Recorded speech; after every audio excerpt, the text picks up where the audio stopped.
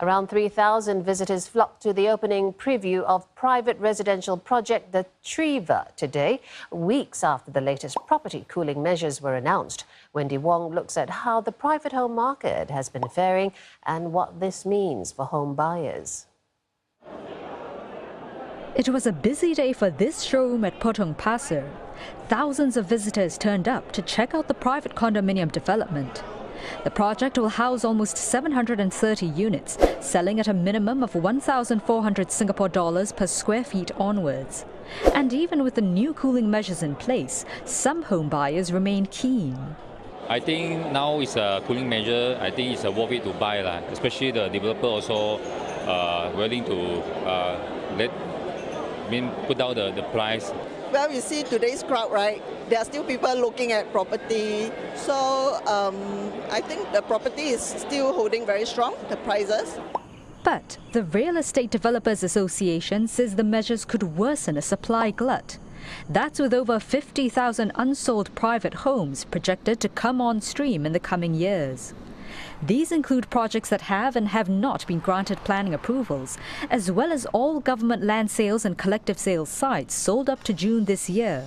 But one analyst says this number may not be a cause for alarm, as long as developers space out their launches before their 5-year deadline to offload unsold units.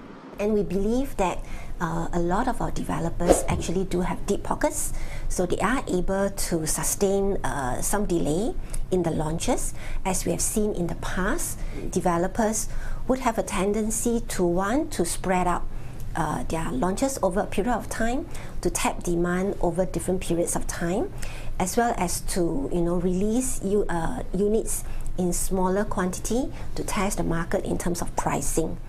According to data from the government and JLL, an average of 12,000 units was sold annually over the past decade. And more than 12,600 units could be released for sale annually over the next 4 years. And in light of steady economic growth and a healthy employment market, one economist says home prices will likely remain resilient. So in 2011, if you put $100 into a Singapore property, a private residential property, your $100 today in 2018 will give you around $102. So there's only a very small appreciation of $2 across so many years, which of course, on the other hand, if you put the $100 into a country like into a city in Auckland, for example, in a property there, that will reach $195. You will see appreciation. Private residential property prices in Singapore hasn't really gone up by that much compared to some of these major cities in the world right now.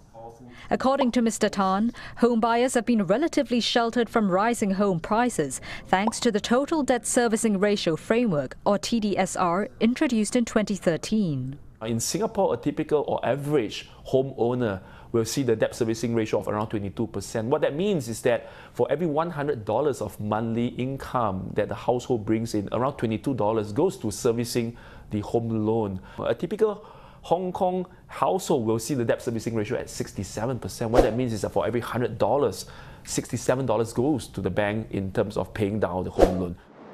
However, analysts say risks remain, such as escalating trade tensions and further government intervention if home prices continue to rise above 3% every quarter. A total of around 8,000 to 9,000 private homes are projected to be sold by the end of this year.